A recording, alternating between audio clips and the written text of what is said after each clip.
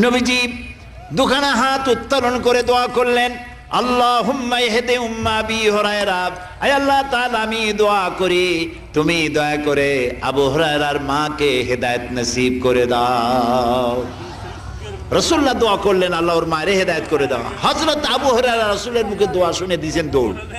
পিছন থেকে সাহাবীরা মনে করলেন আবু হুরায়রা দৌড়ায় কেন, জামা টেনে ধরছে পিছন থেকে। জিজ্ঞেস করলে আবু হুরায়রা দৌড়াচ্ছ কেন, কোনো বিপদ হয়েছে নাকি? কয় না, কোনো বিপদ হয় নাই, আমাকে ছেড়ে দাও। কেন, কি হয়েছে?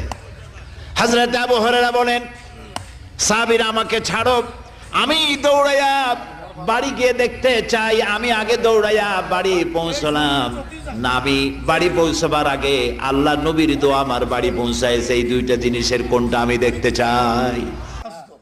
আজকে হলো মুরব্বী, তাই তাই বাঁচেছি। আমি হলো মিস্ত্রি, আমি বাঁচেছি। তোমার